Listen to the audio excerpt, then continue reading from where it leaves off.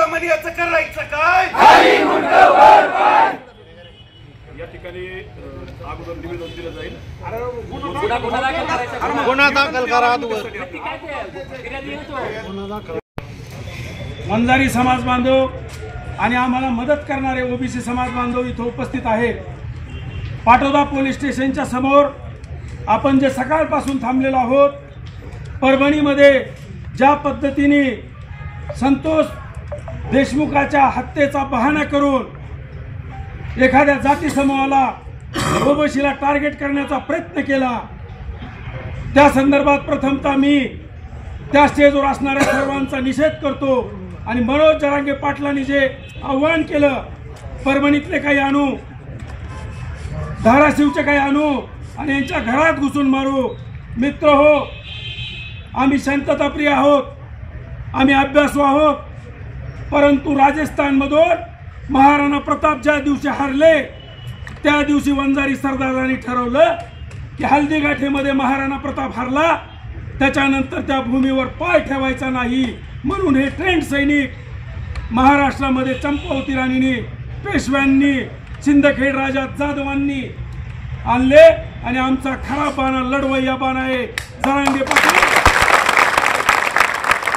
लढायचं करा, तुम्ही वेळ आणि तारीख द्या, त्या दिवशी हा समाज आपला देह ठेवायला तयार होईल। शिवाजी महाराजांसाठी ठेवला, महाराणा प्रतापासाठी ठेवला, चंपावती राणीसाठी ठेवला, जाधवांसाठी ठेवला, जिजाबाई साहेबांसाठी ठेवला आणि आता एकदा तुमच्यासाठी सुद्धा देह द्यायला तयार आहेत। पण ही भाषा बंद सांगायचे। आदरणीय धनंजय मुंडे साहेब, आदरणीय पंकजाताई साहेब, काय चूक केली त्यांनी? काय चूक केली? या बीड जिल्ह्यामध्ये गोपीनाथराव मुंडे साहेबांनी जेवढे म्हणून आळवेला पडलेले घराणे होते तेवढे म्हणून मराठी समाजाचे घराणे मुख्य प्रवाहात आणले, आमदार केले, खासदार केले, महामंडळावर घेतले। कुठं चालली ही परिस्थिती?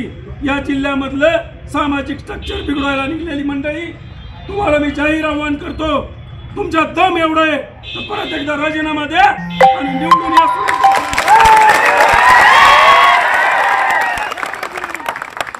तुमचा राजीनामा द्या आणि निवडून येऊन दाखवा। मित्र, मला एकच सांगायचंय, स्वराज दाखचा करायचं काय? बस तुमचा जन्म कसा झाला? पंडितांना मुंडे साहेब आणि तुमचा जन्म केला, तुम्ही काय म्हणता? कोणते पुरावे आहेत तुमच्यापाशी? मी मीडियाला विनंती करतो, इथून पुढे जो सोशल मीडियावर बोलल, जो मीडियावर बोलल, त्याला पुरावा मागा। मित्र, यांनी जाती जातीमध्ये ते डिमांड करायची प्रश्न तयार झालेला आहे। मी एकच सांगतो, आज अशी परिस्थिती झाली, वंजारी समाज 3.5 ते 4% महाराष्ट्रात आमच्या प्रॉपर्टीचं, आमच्या बाळापोरांचं रक्षण करण्याची जिम्मेदारी फडणवीस साहेबांवर आहे। मी यांना आव्हान करतो, आम्हाला अल्पसंख्याकांच्या यादीत टाका आणि आम्हाला संरक्षण द्या। उद्या जर आमची परिस्थिती तयार होईल, म्हणून मी एक सांगतो, या देशात जिल्ह्यातली कायदा व सुव्यवस्था बिघडली असं म्हणता तुम्ही। 2.5 वर्ष झालं, कोण आहे गृहमंत्री, कोण आहे उपमुख्यमंत्री? तुम्हाला असं म्हणायचं का आमदार साहेब की देवेंद्र फडणवीसच कर्तृत्वान नाहीत, गृहमंत्री या राज्याचा कर्तृत्वान नव्हता, असं म्हणायचं का तुम्हाला? इतकी हायवा चालले, इतकी राख चालली कर्तृत्वाने आणि स्वकष्टाने पैसे कमवणं हा जन्मसिद्ध अधिकार आहे। आम्ही याची प्रॉपर्टी काढता, त्याची जमीन काढता, तुमच्या जमिनी कुणी काढायच्या? तुमच्या प्रॉपर्ट्या कुणी काढायच्या? आम्ही तुम्ही बरोबर काम केलं 20 वर्ष। मर्यादा ठेवा, बोलण्याची मर्यादा पाळा। आम्ही पहिल्यांदा आव्हान करतो, आम्ही आजही मर्यादेने बोलतो। भविष्यात जर तुमचं बंद नाही झालं तर परतही याच्यापेक्षा वाईट जाऊन बोलू आणि पुरावे आणू। निवेदन द्यायचे जरांगे पाटलावर, जाधव साहेबांनी गुन्हा नोंद करावा आणि आपण आपल्या घरी आपण सुखरूप जाऊ।